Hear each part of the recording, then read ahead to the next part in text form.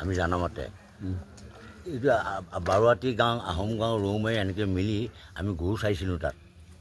গৰু চৰাৰ বিনিময়ত তাৰপিছত এই 71ৰ পাছত বাংলাদেশী ক'ৰপৰা মিয়াই এসোপা আনি পেলাই সোমোৱাই দিলে পাত্তা নাই আপোনাৰ আৰু ওচৰে পাজৰে আমি খেতি বাতি আমাৰ মাটি আছে খেতি বাতি কৰিব যাওঁ তাতো অত্যাচাৰ কৰে ৰাতি আহি ধান কাটি লৈ গুচি যায়গৈ আৰু হাল মাৰি ধান পেলাই থৈ আহি 2 ফুট 2.5 ফুট ওখ হ'লেই চব কাটি লৈ গুচি যায়গৈ কোনে কৰে এইবিলাক মিয়াবিলাকে কৰে যিবিলাকে বেদখল কৰি আছে সেইসকলে কৰে আহি এই মানুহবিলাক কেতিয়া আহিছে আৰু ক'ৰ পৰা আহিছে মানে কি ক'ব চৰকাৰে আনি বহুৱাই দিছে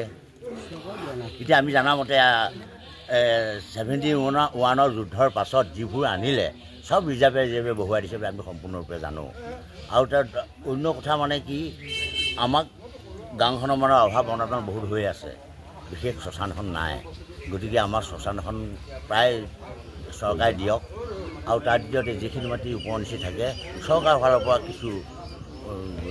ইণ্ডাষ্ট্ৰি বহুৱাওক বা কিবা এটা বহুৱাওক তেনেধৰণে বহুৱাওক আমাৰ এই পদক্ষেপটো মাননীয় মুখ্যমন্ত্ৰী মহোদয়ে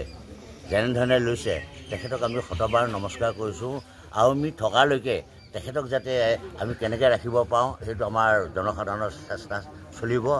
আৰু তেখেতৰ নিচিনা সাহসী মুখ্যমন্ত্ৰী আমি বৰ্তমান দেখা নাই তেখেতে যদি 50 বছৰ আগতে যদি এইটো এনেকুৱা যদি মুখ্যমন্ত্ৰী এতিয়া হ'লেহেঁতেন অসমখনে এনেকুৱা আজি দুৰ্নীতি আমাৰ বাৰুৱাতী গ্ৰাম্য উন্নয়ন সমিতিৰ তৰফৰ পৰা ৰাজহুৱাভাৱে সিদ্ধান্ত মানে আমাৰ সন্মানীয় অসমৰ মুখ্যমন্ত্ৰী মহোদয়লৈ এখন আবেদন দিবৰ কাৰণে সিদ্ধান্ত গ্ৰহণ কৰা হৈছে যাতে নীলাজীবাৰী যি ৰিজাৰ্ভ গেজিং ৰিজাৰ্ভ এই ৰিজাৰ্ভৰ যি আগতে যি সৰ্বাংগ সুন্দৰ প্ৰাকৃতিক পৰিৱেশ আছিল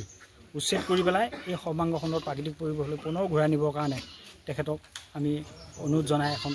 আবেদন পত্ৰ দিম বুলি পেলাই আজি সিদ্ধান্ত গ্ৰহণ কৰা হৈছে নীলাজীবাৰী যি ৰিজাৰ্ভ আছে ৰিজাৰ্ভত কিমান মাটি আছে আৰু কিমান মাটিত বেদখল ইতিমধ্যে চলি আছে বেদখল আপোনাৰ দাগ 14 নে কিমান দাগ নম্বৰটো মই পাহৰিছোঁ প্ৰায় 300 কিমান বিঘা নেকি 360 বিঘা 360 বিঘা মাটি তাত কিমান ঘৰ মানুহ তাত প্ৰায় 200 ঘৰৰ ওপৰত মানুহ আছে অবৈধ মানুহ কেতিয়া আহিছে এই সম্পৰ্কিত আমিতো বিশেষত আমাৰ বয়োজ্যেষ্ঠসকলে আপোনালোকক বিৱৰি পেলাই ক'ব প্ৰায় 80 আগত আপোনাৰতো প্ৰায় জেগা খালী আছিল 80 পিছত আপোনাৰ যথেষ্ট সংখ্যক প্ৰায় 75 মানৰ পৰা আৰম্ভ হৈছে প্ৰৱজনটো তাৰপিছতে এইখিনি মানে অসুবিধা হৈছে প্ৰায় 200 মানুহ বেদখল কৰি আছে